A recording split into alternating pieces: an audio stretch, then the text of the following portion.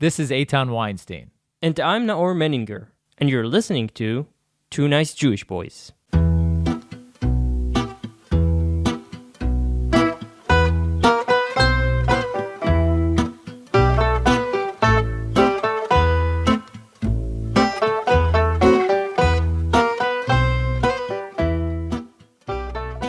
Political turmoil has been rocking the nation of Israel in recent times, with the suggested judicial reforms put forth by the Netanyahu government at the center of the storm. The reforms have been met with fierce opposition from many quarters, and the country remains divided on the matter. The situation has been complicated by the fact that hundreds of economists have written a letter warning that the reforms could have a negative impact on Israel's economy. The government is comprised of ultra-Orthodox parties whose demographics threaten to collapse the country's economy in the coming decades. This, combined with the proposed reforms, has created a perfect storm of economic uncertainty in Israel. Joining us today on the podcast is data journalist Idan Erez, an economist, writer, and political activist. Eretz holds a bachelor's degree in economics and history from Tel Aviv University. He's currently working at Globes, one of Israel's most important economic news outlets. Eretz is a libertarian, sort of, who supports a free market, reducing regulations and lowering taxes. He is also a member of the political lobby Our Interest, translated to English, and one of the founders of the association Freedom for All. On today's show, we'll be discussing the current state of the Israeli economy and the potential impact of the proposed reforms. And what's amazing about this intro, it was all written by ChatGPT. And it could have been read by ChatGPT. Yeah, it could have been read. Yeah, incredible. Wow, that's just amazing. Yeah, Right? I mean, yeah, the pace of in which technology is just driving forward is amazing. We're not there yet. I mean, I've tried to use ChatGPT for my work. In Hebrew? No, in in English. I was like, okay, let it write for me. I'll translate it, right? And it wasn't good enough. It just wasn't good enough because, you know, like the most difficult thing in writing an article is the opening paragraph. Once I get done with that, everything else just flows. So I was like, okay, so let's use a machine to do it. And it wasn't good enough. Did you do iterations? What? Did you do iterations? Did you try telling it, make it better? Different Or prompts. improve on it? Yeah. I tried several times over with many modifications. It didn't quite work. On the other hand, my wife works at SEO. She's doing SEO, right? And a lot of SEO is making a lot of content, like an industrial amount of content. And using AI, not necessarily ChatGPT, is very useful for her. So it's quite useful for some people, but not for all. Yeah. It's I think pretty one of the amazing. professions in the future will be like some An AI writer. like prompter. You know, I'm an expert in giving the right prompts for ChatGPT so that you Absolutely. can get the best result. Yeah, robot slave owner. Yeah, exactly. Basically. Exactly. Yeah. Wow, so we have a lot to talk about. wow, Let's yeah. start from the Economist's letter. 300 prominent Israeli economists wrote a letter a week ago to the Prime Minister Netanyahu, warning him that the judicial reforms that, guys, if you don't know what they are, we talked about it in previous episodes, they threaten to collapse the Israeli economy. I wouldn't say it in such strong words, but they did put in quite an alerting statement about what will become of the Israeli economy should the reforms pass. Like Now, what do they think will... Now, they don't speak specifically. That's one of the things. They speak in very broad terms, and I'll explain. I've actually talked to one of the writers of this letter for my work at Globes. We reported it, obviously. So their argument goes something like that. One of the main reasons that some economies rise and other fall come from what they call institutional factors, right? There are things like, for example, trust in government and trust of society and property rights and independent central bank and things like that, which are known to promote a more stable and growing economy. And the worry is that once the checks and balances of the Israeli government system, which is represented by the Supreme Court, is removed, then all these institutional factors will go away with it, and so will the Israel economy. That's the basic premise. Now, will this reform make these institutions go away, or will it make them much weaker? Now that's a big question. Now that depends on what you think of the reform itself, right? Yeah. And then with the state of those institutions to begin with. Exactly. So what I'm saying is that actually takes us back to square one, right? Like, what do you think the reform will do to Israeli democracy? If it will undermine it, yes, of course it will affect the economy. If it will strengthen the Israeli democracy, like the proponents of the reform say, then it will help the Israeli economy. So it basically goes back to what do you think of the reform in the first place? And so I don't think that it adds a lot of value to the discussion, because everyone knows it's a big deal, right? And if we do it wrong, it will affect the economy for the worse. And then we have to do the correct checks and balances to allow for a democratic decision, popular vote on one hand, and make checks and balances of the power of government and parliament on the other hand. And what this should be, that's the big question we're facing anyway. So yeah. So what about the claim that it's going to lower the credit score and thereby raise interest rates and thereby affect every Israeli's pocket? That's part of the same argument. I mean, if these institutional barriers will lower, right? And if, for example, but one of the claims was that it would be a direct, like that the credit score would somehow happen more immediately than others. No, was that not part of it? I don't think so. Okay. And moreover, I don't think that credit score is as important as it used to be. Credit score is more of how will I explain it? It's more of a symptom than the thing itself. The thing itself is how much investors trust the Israeli economy, the Israeli government specifically their ability to return payments, right? So if we're a good loaner, right? We take loans and return them on time without hesitation. That means that investors around the world would be able to give us money without further thought. And for example, if you give money to a Scandinavian government, you're absolutely sure the money will come back with a set interest, and so the interests are very low. And so if this will falter, if the investors' confidence in the Israeli government and the Israeli economy will falter, of course interest rates will rise and the credit score will lower, right? But then we're going back to the question of what will happen to these institutional factors of the Israeli economy. One more thing. So if more specifically, if I take what they told me, is that there's a fear, for example, of massive investment on non-productive elements of Israeli economy. Like teaching their children in schools that don't teach them math and English, like in some Haredi ultra-Orthodox places, or taking away the independence of the central bank, which there are voices for that. Or what else did they say? They told about a massive giveaway of lands to some elite. So these are like the main economic. Could you reiterate on those points, because I didn't understand.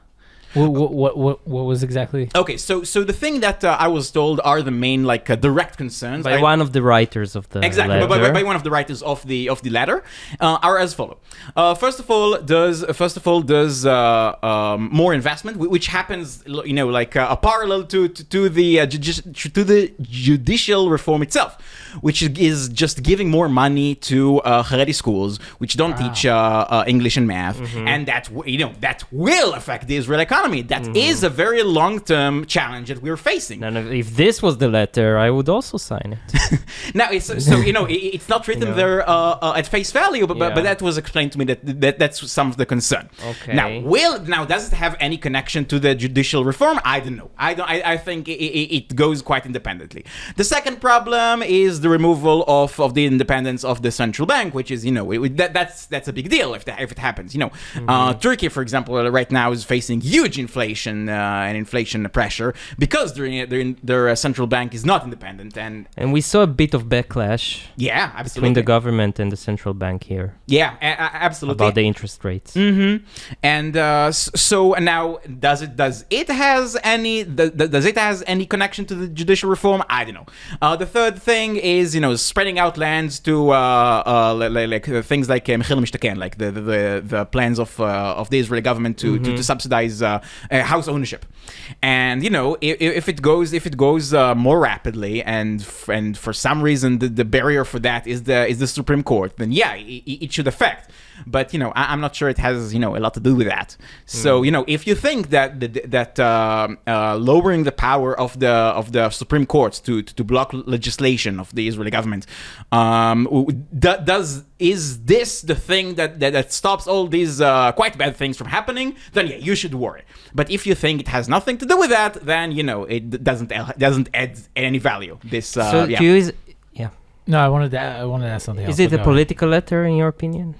I mean, it is. I mean, of course, it's political letter. They say it's not. They say it's objective, scientific, professional. No. First of all, any letter that aims to a political goal is political. I mean, I wouldn't necessarily put it in like the classical left-right divide in Israel, right? But obviously, it's political. I mean, it has political goals. Mm-hmm. So what they're saying is we are hearing from our colleagues who are abroad. Abroad and also in Israel, all the people who study law as in the academy, and they're saying it's gonna take out not all. No, of course not all, but they're hearing this strong voice, and it's an echo chamber. It will take out these institutional factors, and then as an economist that they put if we'll take out these institutional factors, then the economy will falter. And that's true. No, but I think when Noel asked that question, I think the way it's being presented is that if there was a clause in the reform that stated that there will be a judge there will be a representative from the opposition, and there will be a representative from the coalition, and therefore there will be 3 members in the panel. And all of a sudden there was a letter from mathematicians that said, guys, you said 1 + 1. Okay. But then you said there's 3. Mm-hmm. That wouldn't. I don't know if you define that as political. You would say those are just mathematicians who are trying to tell you that 1 + 1 doesn't equal 3. It equals 2. Okay. And so the question is, I think, are these economists who are coming and saying, this is just fact. You guys are missing the fact that Israel is going to collapse. No, I don't think so. I think we just have to see it in the right angle, right? I mean, if we agree on, we're going to the same point. If we agree on them that this will take out institutional factors which drive the Israel economy, yes, the economy will suffer. But if we don't believe that, then no. But do you think that the economists who are behind it are trying to present it in that way? Yeah, because they think so. Because they very honestly thinks. No, but I can clearly, being I mean, I'm a political person. I have opinion. I can say that I think something, and at the same time not claim that I think that it is fact. Okay. So I mean, they could potentially come with criticism from an economic standpoint, but still say this isn't hardcore fact.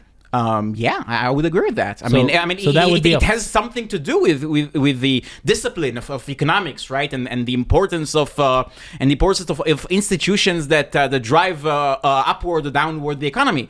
And but it goes back to a more basic question of what this reform will do to the institutions in Israel democracy. And that's an unsolved problem. I mean, that's what they're arguing about in Parliament.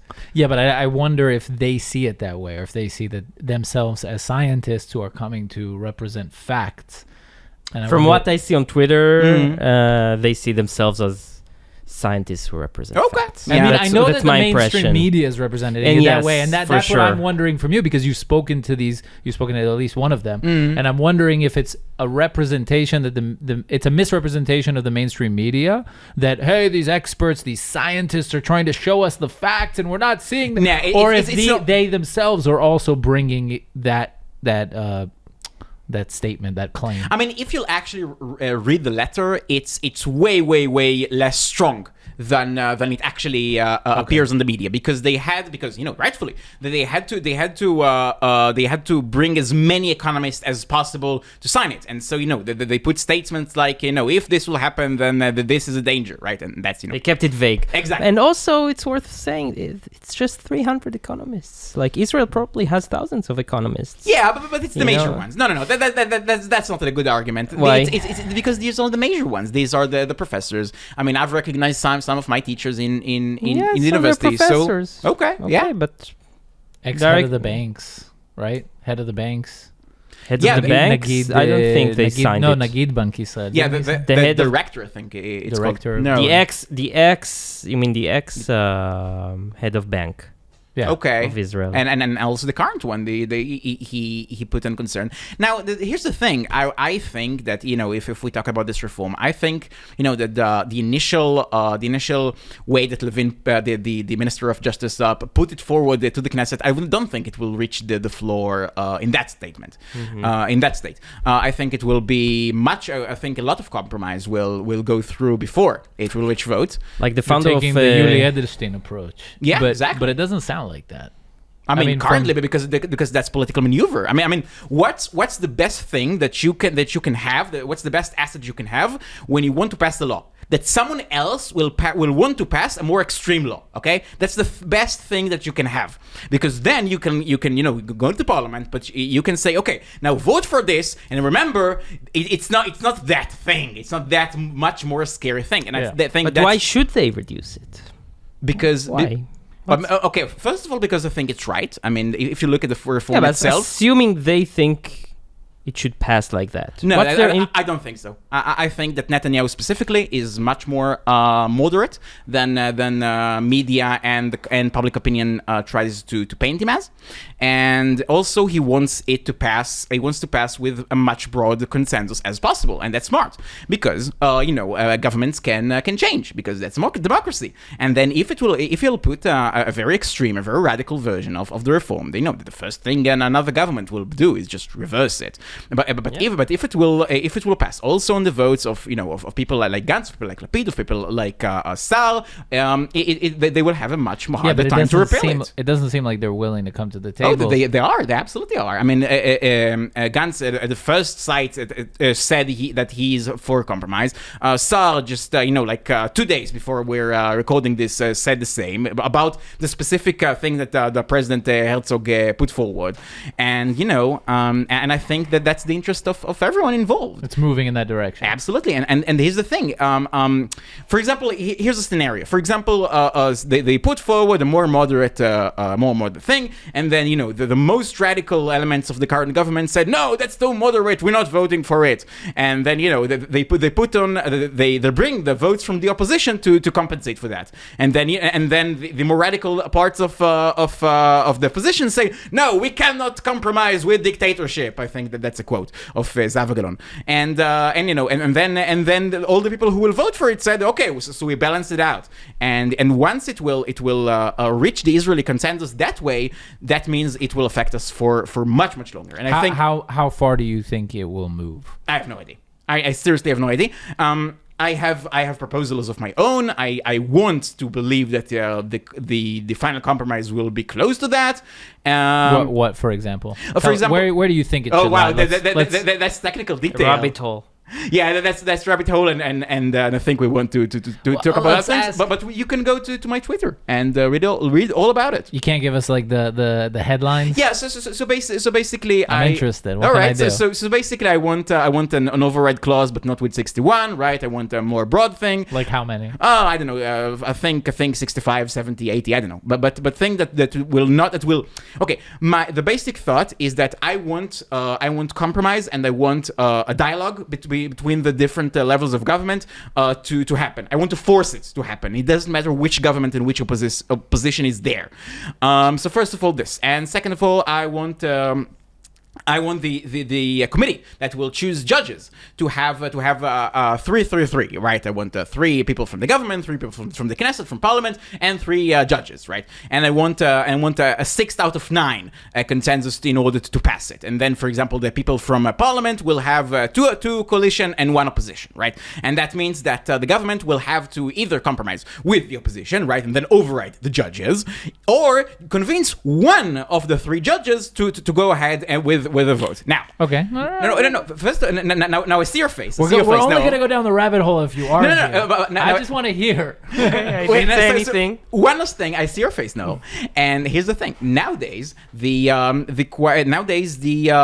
judges themselves are, there's a clear majority and a clear minority, right? There's a more At the committee. Yeah, exactly. Now, I don't think that's going to last for very long. I think that's gonna change, and I think that in very short years we'll have at least one of the 3 representatives of the judiciary, which is more conservative, or less activist, or more right wing. How whatever you'll want to call it. Yeah, but tough. I was telling you to stop, and I couldn't hold myself back. I'm such a hypocrite. If we'll start discussing it, Yeah, it will yeah. not end. No, but I just I have to say also one thing. Just one thing. Okay, go ahead. I just have to say that as a right-wing voter, I will be extremely disappointed. I know, and that's part of the thing. That's a feature, not a bug. Okay, question. To get off of this. Going back to the economy, there have been a few statements by high-tech CEOs and founders that they are planning to move their money out of Israel or leave Israel. That's 100%. You don't see PR. like a mass exodus of high-tech happening. I just don't see it. Why? Because because they're not stupid.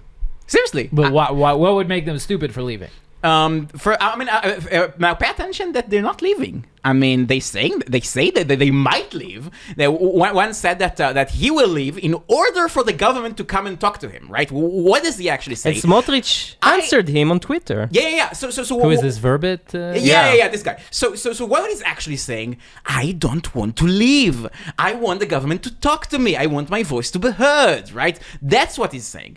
And that's the thing, because if the economic situation will deteriorate, I mean, of course they'll leave, because they want money, and they want good investment, and their investors want good investment, but they also want to make political capital, and if their investors want to hear this, if their workers want to hear this, and many do, then they'll be very happy to do so. But I think Politica made like huge signs of the democracy is not up for game or something like that, and they're operating from Singapore. So and they're Chinese what's up with that? I mean, and in Singapore is if we'll go to the very extreme proposals of I don't know, that will give the government extreme power and actually take out democracy and all of that, then Singapore is actually one of the rare examples of a dictatorship that actually makes very good business. Now, I don't think we'll get there.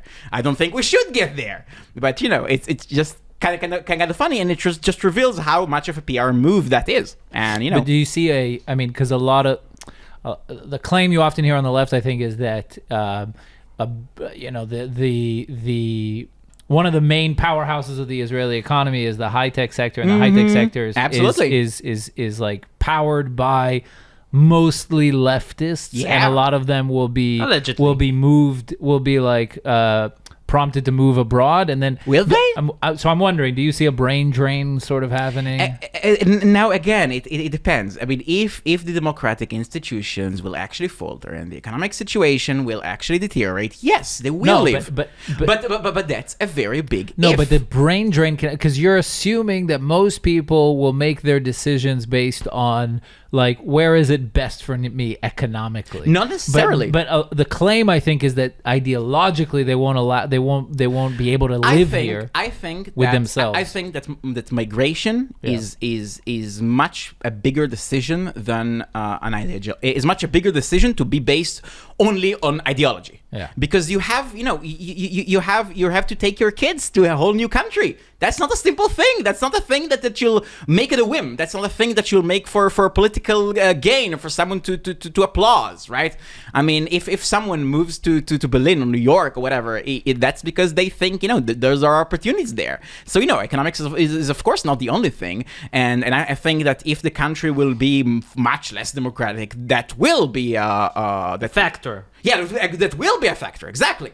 But I think that that the mass exodus just because of this thing, I think that's even if it passes, exaggerated. Even if it passes in its most extreme form, as it is today. I don't know. I don't think it will pass in its most extreme form. And to be completely honest, neither the proponents. I mean, I think it will pass in its form. I mean, yeah. I mean, if you'll notice, even Simcha Rotman, which tried to make an even more extreme proposal, now gets slowly moderating. And I've seen his recent proposal. Now, speaking of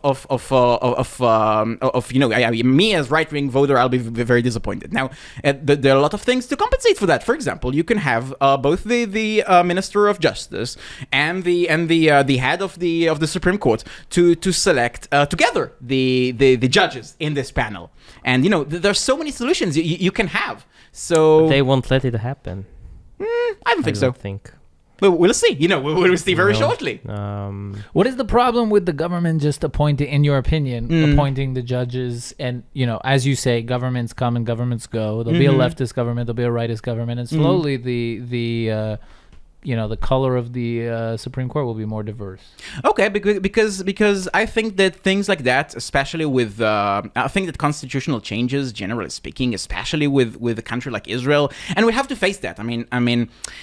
The fact that someone has a majority right now does not negate from the fact that we all live here together and we need each other, right? I mean, even the 49, 48%, of people who didn't vote for the current government, they're very important, and that's the thing that all these high-tech people say. That's the thing that all these protesters on here in Tel Aviv say. All these economists, and just let our voices be heard. We count here too. I mean, one of the good arguments I've heard against what you've said is that you can't have 51% of people select 100% of judges, right? And so I wonder to be a compromise, and I think the recent judges, which were people like Stein that were appointed by compromise, are very good judges, and I think. But the idea is not that 51% will choose 100%. I mean, that's a misrepresentation. 51% will choose one. And then a different 51% will choose another, and then a different 51% will choose another, and then slowly you'll have. If you'll actually ask, people what they're afraid of, and the thing is, it goes hand in hand with the demographic situation. People don't actually think that the left will ever win again. Exactly. No, seriously. Then it's anti-democratic to give. Disproportionate power to a minority. Absolutely, and I'm not a proponent of the current situation. Absolutely not. But I think that all these things should happen very conservatively, right? Speaking of conservatism, seriously, I think that too rapid changes are not healthy for our social fabric, and I think that with such a what's the opposite of frigid? My English. Flexible. No, the broken easily. Anyway, so fragile. I think with the fragile state of Israel society, throughout, I think it's very smart to do these things slowly and conservatively, and even if a current majority is, technically able to pass whatever they want, I don't think it's smart for them if they want, the entire power of Israel, economically, military, societally, put it all behind them, which is our power. Then it will be very foolish of them to put too rapid changes. Let's say we have to move on. Yeah, absolutely. Too many things to talk Very about. Interesting. It's fascinating, really. And soon we will find out Absolutely. who Very was soon. right. I still hope. I believe in Yariv Levin that I just saw him today, and I think the other side is in a big problem because They are. Yariv Levin He's very serious about it. he's very serious. Okay. With just one last half a sentence, Yeah. okay? I think he will record a very, very big thing. Even if it will be a compromise and a big compromise. He's in a win-win, is what you're saying. Yeah, because the change from the current situation would be major. That's the last thing. Maybe one of the biggest constitutional Absolutely, changes since in the this- 90s. Yeah. But speaking of rapid changes, Yeah. Speaking of rapid changes, segue. there's another rapid change. Okay, that was- in topic. There's another rapid change that I was trying to chat GPT you, but you. So the next thing I wanted to talk to you about is the Haredi, because what we said in the opening might piss off some of our listeners who will say, you trash the Haredi. You say that they are posing a threat. No, we said it in the sure. posing a threat to We the. didn't say anything. It was it's ChatGPT. Oh, of course, yeah. Our Lord and Savior. Yeah. To the posing a threat demographically to their demographics is posing a threat to the economy. Is it a true statement? Kind of. I mean, in the current state of events, yes, absolutely. How so? Because Haredi society is suffering from a very, very low economic standpoint. A lot of them don't work, and the people who do work are not in very productive jobs. Do you have numbers? Oh, yeah, of course. I think that 53% of Haredi men are working, which is very, very low compared to... are working. Yeah, are working compared to, and that's rise. I mean, that's rise. I mean, we're in such a different situation than we were 20 years ago. I mean, that's another thing that should be stated. The reforms of Netanyahu as a finance minister in 2003 have made like a huge change. We wouldn't be in the same place right now, and we wouldn't be able to talk about it as an abstract change that will happen in the future if he wouldn't do it 20 years ago. Right? Can you explain that in like 60 seconds? All right. Okay. So we'll have to go back 20 years ago when the vast majority of Haredi, both men and women, didn't work. Right, and they mostly lived from handouts, either governmental or private, and a lot of them were yeshiva students. They studied Torah for living, and it became quite a big deal because back then, unlike now, Haredi parties were able to sit with either government, either right wing or left wing. Now they've chosen a different path now, and they stick to the right wing. Then they had a few chances to change their mind, and they didn't. And so they've accomplished a lot of legal privileges, right? Which like a welfare system, which is very very suited to their needs exactly. And that's proposed. And when we were in a very big economic depression back in the early 2000s, we had this second intifada, and there was the .com bubble which busted around the world, and we were in a very dire situation. And then Netanyahu, as a finance minister, put some very unpopular reforms to cut subsidies very, very deeply and to put people to work, and it was a success. The employment rates rose, and the Haredi sector is in a much, much more healthy situation than it used to. Now, it doesn't. Now, that being said, they are still in a very problematic situation now, because now most Haredi women. Let's start with the women. Most Haredi women work. Not like their sisters, which are non-religious, right? Which work like they have very, very high labor participation rates. I mean, just if we look like globally, it's either women have many kids or they have a very prospering career. Israeli women somehow manage to do both. Okay. It's a special kind of cross sectors. Absolutely. You can even say that Haredi women work in a very close to the Israeli average, but that's actually kind of distorting because you put to that also Arab women, which Arab women they work very little.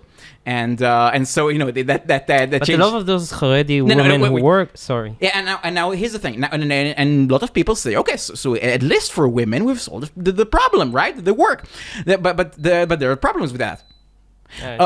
Ignore. Okay, but there are problems with that. First of all, It's just a ticking time bomb. It's cool. okay, so there are a few problems with that. First of all, they don't work in a full job. Most of them work half time, and a lot of them work half time as a teacher for Haredi schools. And if the average children per woman in the Haredi sector is 6.6, which it is, you'll have to put many teachers, right? And it's not a productive, quote unquote, job per se, because although it's very important, it's not. It's just sustaining the major childbirth trend of Haredi sector now, and that's first of all, and it's also a public sector works, so the net taxes that they pay is quite low, and it doesn't.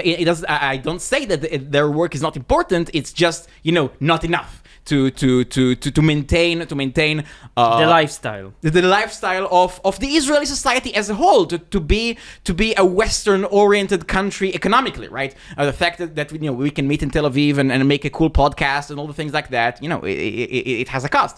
And in the future, because Haredi has such a high birth rate, we'll have to pay much more taxes and receive way less government subsidies and services. We is the Israeli people, generally speaking, and that's one thing. The other thing is that Haredi men, just 50% of them, 53% of them work. The others don't, and that's of course from working age population, right?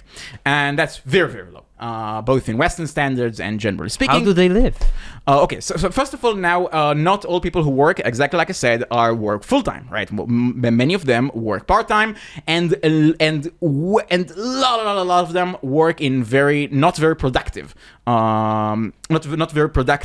jobs, and that's because they don't have necessarily the skills, because basic things that we take for granted, like English and math, they're not taught in schools, not in necessarily good fashion, and they're very, very much encouraged not to work and to because the highest value in Haredi society is learning the Torah. Now that's legitimate, right? I mean, learning the Torah, and listen, my opinion, is important. I think you should combine it with work, but that's not what they think.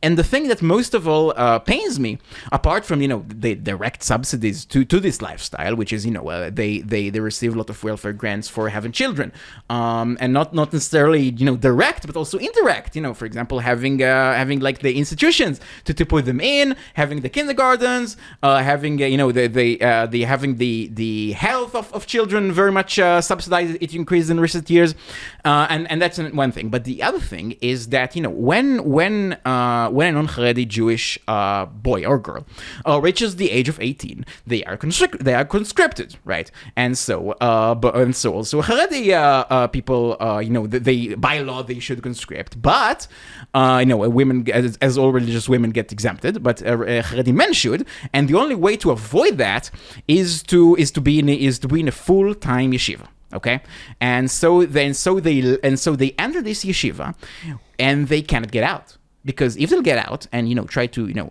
study something productive, or work or something like that, they call it the sword of conscription, right? Going above the head. And if you're taught all your life that this is a heretic army, and it will take away your lifestyle, and it will tear you from your family, etc., then it's a very scary thing. And so they are locked in these yeshivas till the age of 24 or something like that. And so do you think it would be a net positive to actually absolve them of the responsibility of absolutely conscribing yes. to the Absolutely military? yes. I would. So you send your kids to die, but they won't.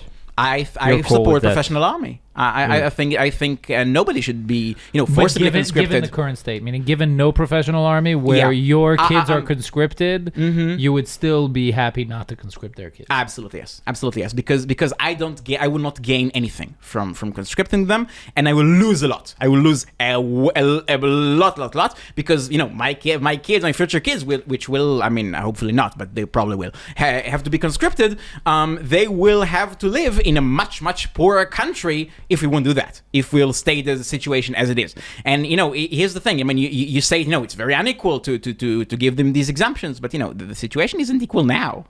But there also won't be a and- Supreme Court to protect us from that inequality. Oh yeah, that's a completely other story. I mean, there's the whole ping pong game, and I mean, some people think that the longest ping pong game to ever be is it's like a 24 hours match between two British people, but no, it's actually between the Supreme Court and the Israeli government, and it started in 1999, and it goes on until The now. Tal law. Exactly. I mean, and it's just one of the iterations of this ping pong game, right? It goes like that.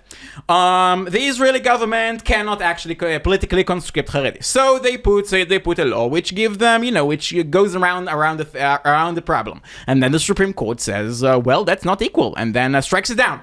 And then nothing changes because then the government have to conscript them, and so the government drafts another law, and they pass it, and the Supreme Court throw it away, and then again for like 20 years. And the whole political scandal we got into in the last 3.5 years, some might argue, has to do the government, the Netanyahu government of 2015 to 2018. 19, yeah.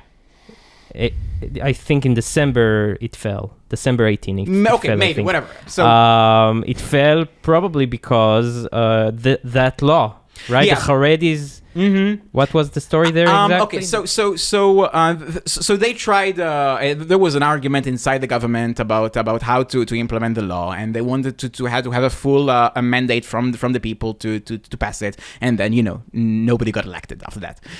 So one of the answers to that, and which I do think it's good, and I hope the current government will advance that, is to reduce this age of exemption, right? I mean, now in the age of around 24, they just get exempted, right? And it's something Lapid also wanted to do. Yes, and the last government, and I hope the current government will do that too, will lower this age to 21. Why didn't the last government do it? They started. They passed it in first call. They had a year and a half. They couldn't. Yeah, I mean, they didn't know that they're going out in a year and a half, did they? But what is? I mean, that's interesting because if the exemption today is at age 24, then your whole claim that, I mean, couldn't they leave the yeshivas at age 24? They're just 3 years behind, and then that's a big difference, and especially in Haredi society, because in age 24 in Haredi society you're already married with kids.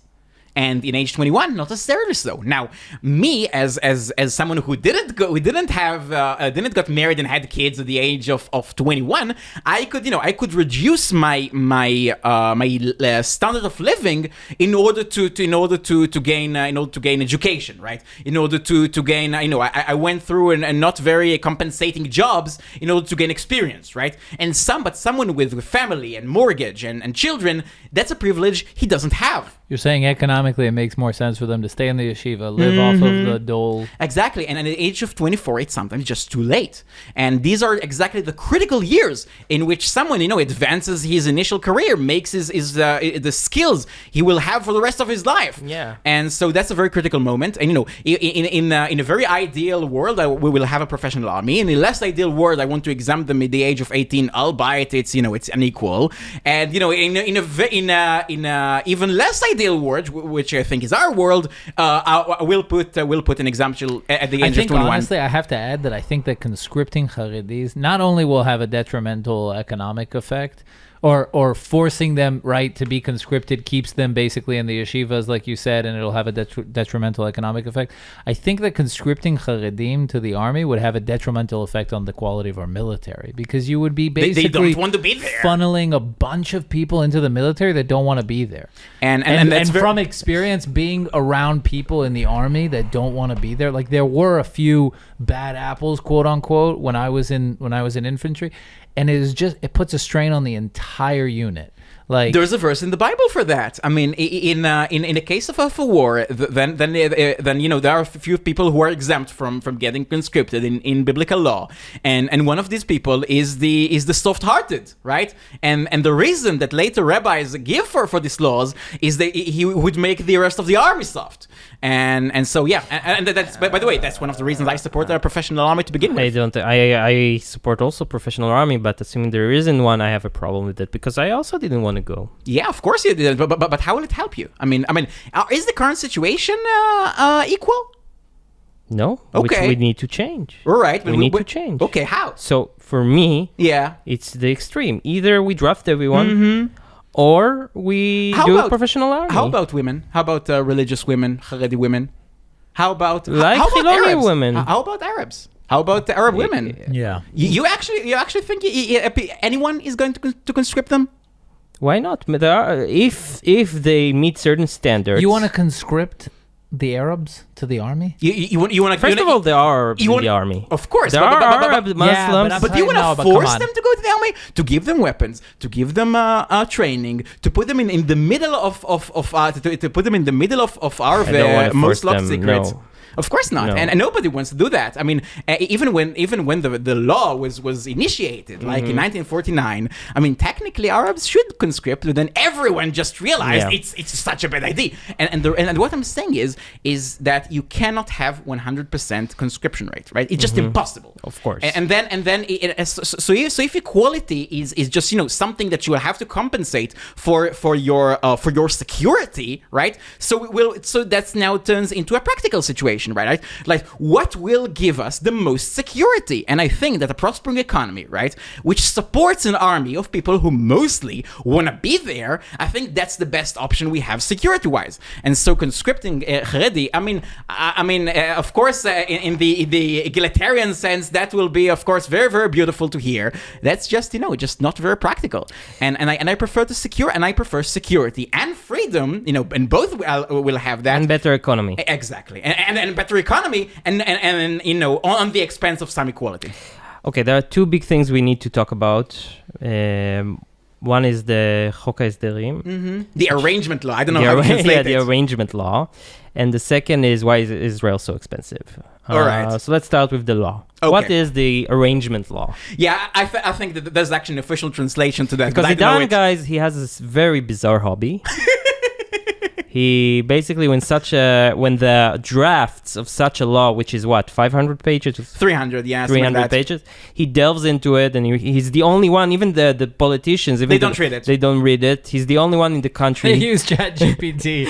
No one even reads it. Yeah, absolutely. I mean, most members of Knesset, which votes for it, they mostly don't read it. So And that's a relatively new invention. Like, relatively, yes. So let me tell the history of the arrangement law in very brief notice. So it was invented in 1985, and we had a very, very big economic crisis back then. We had like hyperinflation, like the numbers that you see now in Argentina or Venezuela. 700, 800. Yeah, I mean, even Turkey isn't there at that point now, and they're in a very bad situation. So,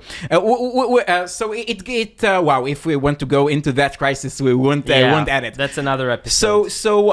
It basically came down to there was a very large gap between the expenses and the income of the government, and this gap, they just printed it. Okay, they just printed money, and that bridged the gap between the incomes and expenses For of the years government before the crisis. Exactly, and it just accumulated, and then people just lost confidence in the Israeli shekel, and it was the Israeli lira, and then the shekel, and then again the new shekel, and we were in a very, very bad situation, and you had to put a lot of reforms in one night. Because if you'll have to put all these very structural reforms, which the Americans said we had to in order to make our economy healthy again, they would, each one of them separately will have a very strong opposition, right?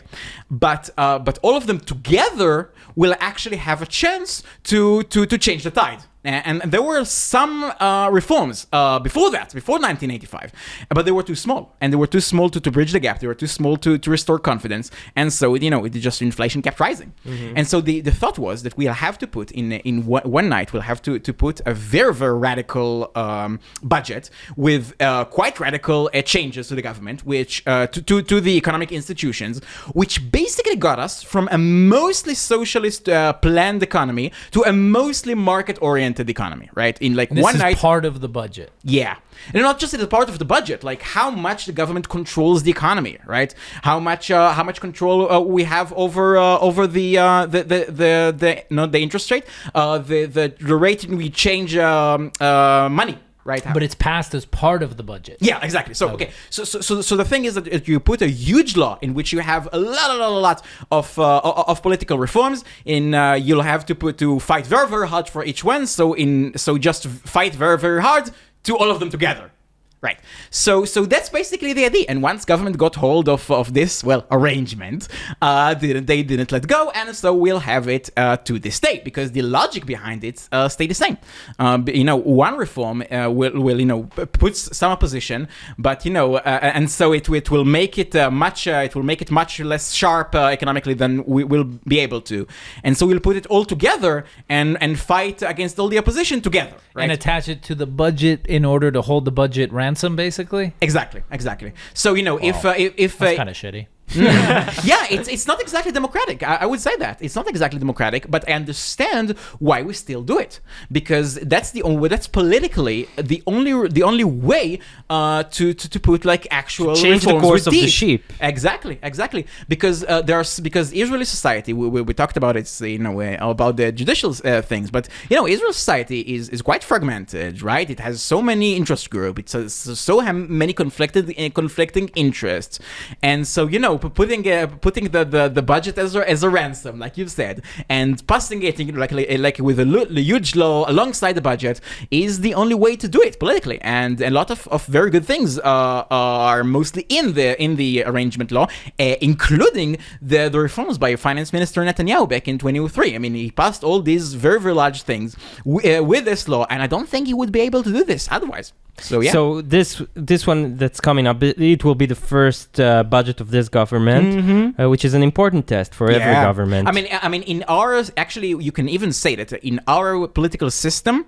the passing the budget is the legitimacy of the government. Yeah. Because you have to form a government of 61 Knesset members in order to pass the budget. And if you don't pass the budget, the Knesset gets automatically dissolved after 3 months.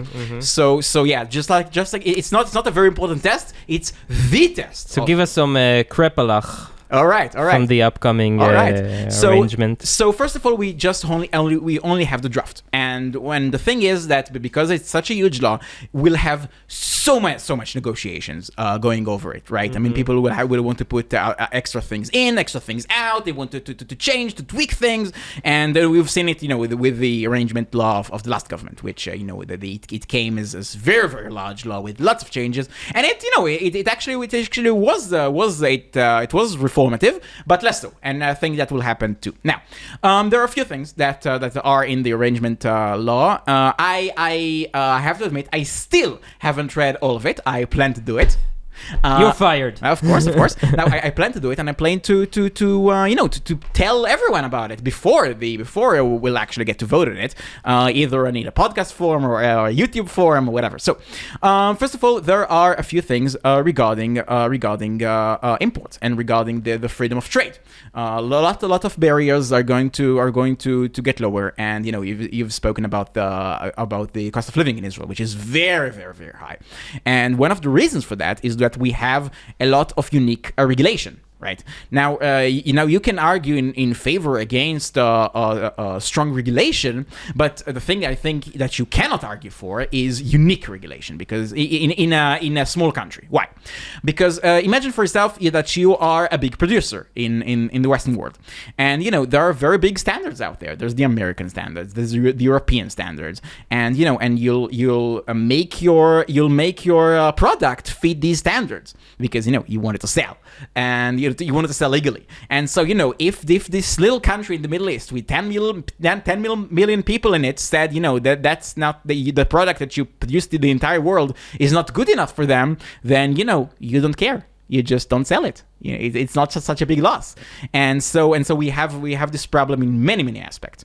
Which is what you guys were talking about before we started recording, which is the Institute for Standards. Exactly. So it's like I would call it an internal interest group, right? An interest group which is actually part of government, and they have some power, and they see themselves as the guardians of Israel against products which are not good enough, which are not safe enough. Baby toys. Exactly. And so many Israelis buy into it. It has to be they do. said. They so do. many average Israelis, even who vote right, think like, what would we do if there wasn't someone checking our ACs? Yeah, but they don't realize that if you travel to Europe, you're not actually afraid of drinking the water or buying stuff or things like that, or the ACs. Yeah, exactly. No, turn on the AC. Because just so you guys can understand, we're talking about a huge building in Ramat Aviv, I think. Yeah, which was one of the most luxurious neighborhoods in Tel Aviv. Yeah.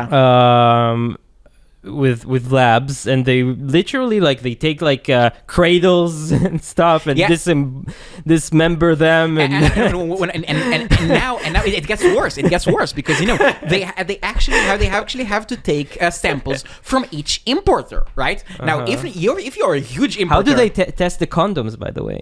I don't know. I didn't check. Can you send a sheilta by that? I don't know. I'm not because sure. you also have to check the condoms for vaginal and anal iterations. Yeah, I hope they trust the producer about that, but I don't know about that. Anyway, so here's the thing. Now they have to take samples. They have to take samples from every importer. And if you're a big importer, which goes in, you import washing machines, and you bring in 10,000 washing machines in one piece, right? And if one is taken from you and they bill you about that, you don't much care. Okay, you now have access to the market. But if you through some deal in somewhere you've managed to hold 100 and you want to sell it at the discount price in Israel, then it's just not worth it. The price will be just too great in order for you to make a profit on a lower price. And that means that the big importers they don't have much competition. Because you're saying they take a sample of one washing machine, for example, from every importer. Exactly. And for the smaller importers, is that. So that's one of the things that's going to be changed in the. So now they and it goes. How about just why not just put a clause in there where we drop an A-bomb on this building? No, put the guy who's in the condom testing out of his misery. Tactical. A-bomb.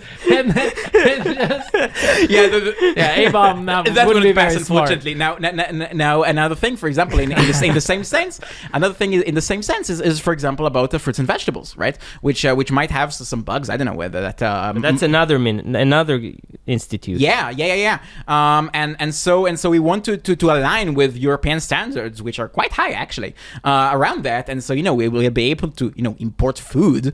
And so one of the things that poor people, they mostly consume housing and food. I mean, that's the most basic things. And so if these things get expensive, because that's the way the Israeli government is supporting its local agriculture, that means that their standard of living drastically decreases. And we don't have, for example, I don't know, one of the famous examples is the pineapple, right? Which is very cheap around the world, even in very cold countries. And here in Israel, which we for some reason grow it, it's super expensive, and it's not in very good quality. It's a luxury fruit, exactly. Why? I read it in the 18th century. They've put like a pineapple in the middle of the table as a decoration, because the people didn't have it, and so people rented pineapples to put them as decoration. And in Israel we're still in the 18th century about that. Wait, why? So, why? What do you mean? Why is it so expensive? Why is it so expensive here? Because you can't import it from the outside, because they're afraid.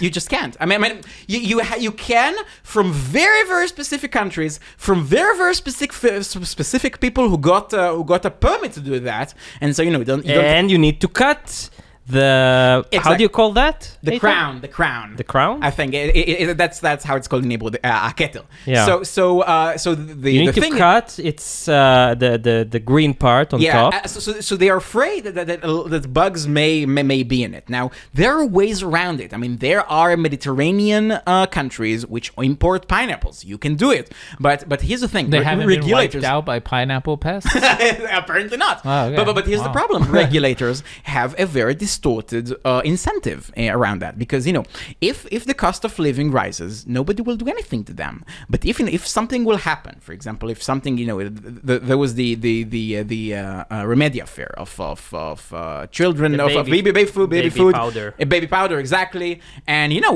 heads got rolled. And this specific incident is one of the reasons that the Ministry of Health in Israel is ultra-conservative. I mean, it's hyper-conservative. They operate under the impression that we have to make zero risk in like everything. And you I mean, I know your opinion. You would say that this came to be like in the coronavirus that this came into effect. But it's also in. It's even deeper. It goes just way, a month ago, they blocked like a huge part of a reform that was already passed that would have made like 60 products cheaper. Yeah, exactly. And so you have to. So it's such a trench warfare to open Israel to trade. Now that's one thing. That's one major thing that will happen there.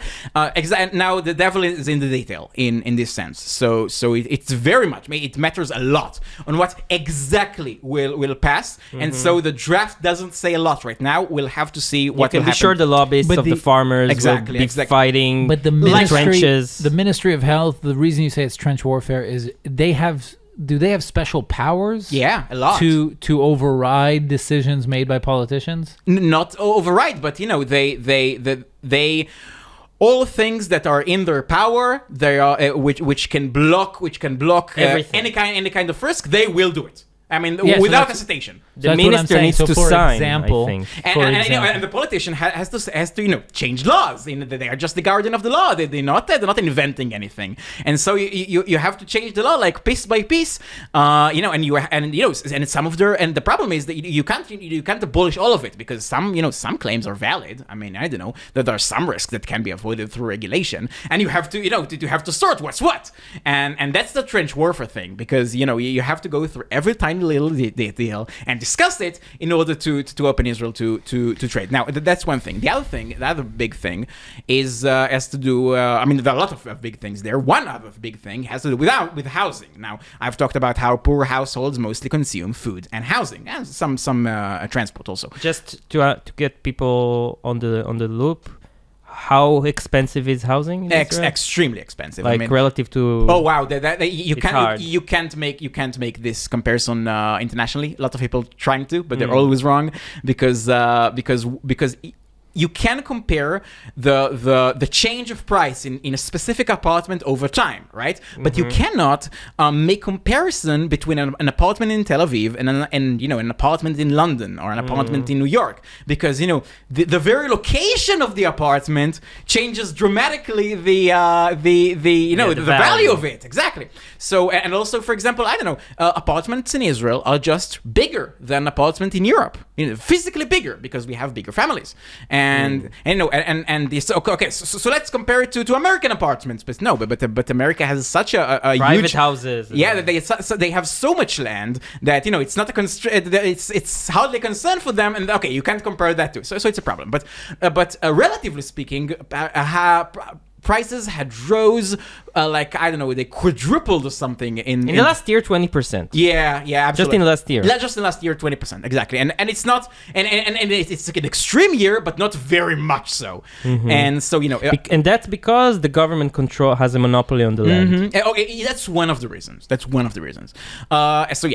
government has control of most of plannable land, and one of the streams of revenue to the government is the monopolized sale of new land, right? To real estate people, and so that's one problem. The other problem is that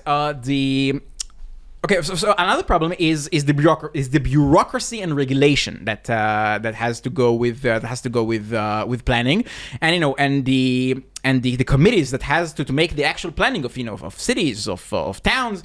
I heard that as a contractor, once you have land and are you are, as far as you're concerned, ready to build on it. It can take 13 years to on average to build a whole new neighborhood. That's what you've heard, and I know this statistic. But even speaking of one building, it can take years. 7 years, I think, something like that. Yeah, to get a permit, and that's a very big problem. And in the current law, they're making some changes to reduce the bureaucracy and the regulations happens to, and they also change what committee gets to do it, and then they also for example, if you have a private land and you want to build on it, right now you have to have the approval of 75% of the owners, and they're reducing it to 51%, things like that. So that's one thing to reduce the bureaucracy of building a house. But the real big problem, in my opinion, is that we have a broken incentive system of the local government, of local councils, of cities, of the cities. How so? Because do you remember the crisis of 1985? We didn't speak about it for a very long time. Yeah. And it comes again and again because it's a very important part of Israeli economic history. So then one of the things that they did in order to curb inflation was to nationalize the power to make municipal taxes, right? We inherited a system where from the British that it also goes in Australia and New Zealand, I think, which it taxes apartments according to their area, right? It's called arnona in Israel. Actually, the OECD Property tax. Exactly. And actually, the OECD has a whole new paper, as a whole paper, which is named something like the problems with the arnona system of municipal taxes in Israel. Right, that's the name of. Wow. Yeah. So great honor. We're on Israel is on the map. Yeah, absolutely. So it's weird, and one of the and the government nationalized it in order because prices rose, and then the municipalities had to pay more for the workers, and they had to raise taxes. Just an anecdote. Wait, I'm trying to. I have to finish it because it's not simple. Now here's the thing. Arnona is a not fun tax to pay. Right? Because when you pay VAT, it's just a line on the receipt. When you pay income tax, it's just a line on the salary. But in order to pay arnona, you get a letter to your home, and you have to go to some gibberish site of the municipality. It only works with Explorer. Exactly. Sometimes it works with Home. Not all of them. So and you'll have to actually take out your credit card, right, and pay for it like any other product, and it's a bummer. So here's the things. Now over time, the tax rate for business and for housing got very, very much diverged. The property tax rate for business is like 4 times higher. It depends on the business, but it's much, much, much higher than the property ones. Yeah. And the implication of that is that because business, they put a lot of revenue into the municipality, and they don't require many expenses, right? Okay, they want clean roads, they want garbage, they want very basic services, but people in towns, they want all kinds of stuff. They want an education system. They want they want public events. They want this Tel Aviv marathon for some reason. Bike lanes, exactly.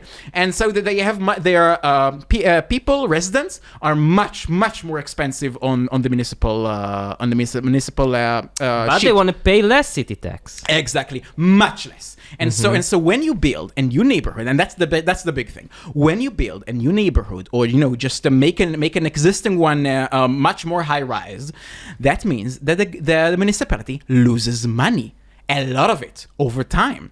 And there are some municipalities which the balance between business and residency is such imbalanced. For example, Bat Yam, which is just south of here, that they cannot, whatever they will do, they cannot reach a balance sheet. They just cannot.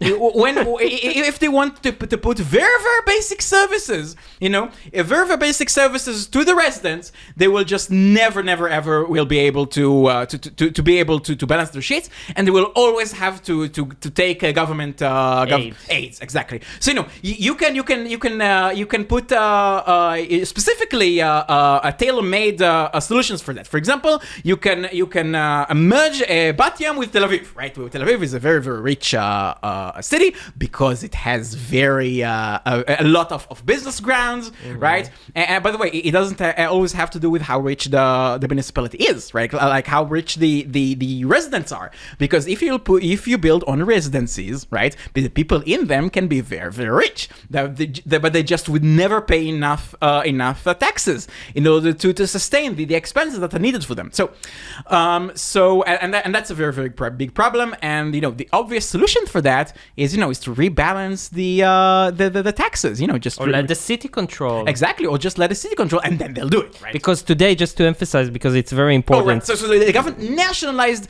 the statutory power to do it. I mean, if a mayor who wants to raise or lower his city tax has to ask just permission. can't do it by himself. Exactly. He's totally dependent on the Ministry of Internal Affairs, and if they are political rivals, for example, I know this from Haifa, when I worked in a campaign, in Haifa, everyone wanted to lower the city tax, and the mayor was trying to explain... I just can't. It's not that easy. It will take years and years and years to do it. Yeah, absolutely. Yeah, I remember her campaign promise to do that, yeah. So exactly. It's 8, by the way, so I don't know. You said you gotta go soon. What? It's 8 p.m., so... Okay, no. So we'll close in on that. So the obvious solution is to decentralize the decision making and let the mayors have it, and then they'll rebalance the tax rates by that.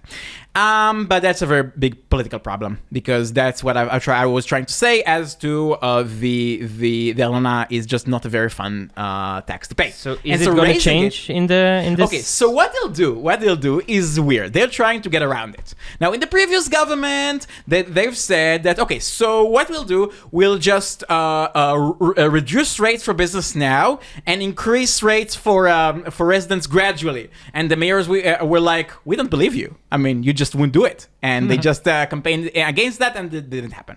And so what they're trying to do now, they're trying to take some proportion of the city budget into a general pool, right?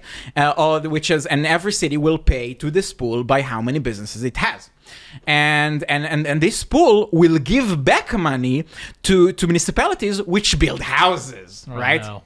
It sounds so bad. Yeah. So here's the thing. It sounds very bad because it's one of the things. That's what we needed exactly. Another government. What can office. possibly go wrong? But the problem is there mightn't be no other political way. That's one of the problems. I mean, it's a very, very uphill battle politically, and if what will have to happen in order for to the cities to be incentivized to build houses and housing prices to get low, I would sign for that. And I don't like it. It sounds like you do. It has two major issues with it, which I feel like you should be against, which is one, centralization, absolutely, and two, redistributive model. That's a problem. No, I agree with you. That's a very, very big problem. I wonder if anything that has those two big, huge issues can ever succeed. That's a very big question. It very much depends on how they do it, and I don't know what to tell you. I mean, that's just another attempt in order to not solve the basic problem, which is that municipalities just can't control the taxes like they can in all. What if you just let cities? Yeah, just let cities have it. What's the problem with that? What's the problem with that? So Bat Yam would double the Arnona, and if someone can't afford it, he will move to another city, to Yerucham. Yeah. Really? What's the problem? I agree with you, but that's a very difficult decision to make politically, because there's a whole sentiment of we have to support the poor municipalities, exactly, which are Likud mayors, exactly. So it's a political problem, and moreover, they are Haredi municipalities, right? And Haredi municipalities, that's another problem that I haven't even mentioned. One of the welfare grants that Haredi, which is tailor-made for the Haredi sector, is discounts in city taxes. Exactly. So that's and then I think of how absurd it is. I mean, who gets the power of giving away these exemptions? The Knesset, the parliament, the national parliament. And who gets the responsibility of actually having to deal with it? The local municipalities. right? So And the citizens. and the citizens, exactly. and so for example, there are municipalities like Bet Shemesh, for example, which are they are one of the municipalities which it doesn't matter what they'll do, they will never ever be able to balance their sheets, because having residents is increasing the deficit. Now, when these residents, most of them don't, or a lot of them don't pay municipal taxes at all, or a very, very low amount, that's also a problem in Jerusalem. And then that's the reason why in Jerusalem you'll have very, very high city taxes if you pay them. So yeah. Wow. But unfortunately, they'll never default. The Bet Shemesh municipality will never default. Because Meaning they will have always such get strong connections in the government. Yeah. They will always bail them out. And the Israeli government has actually a budget. They're like the Lehman Brothers of How much? Do you know how much the government a few billions. Few billion shekels a year. A year, yes, for balancing out. It's called specifically Bet Shemesh, no, for all of them. For all of them. No, but Shemesh is not that big. Okay. So yeah, it was called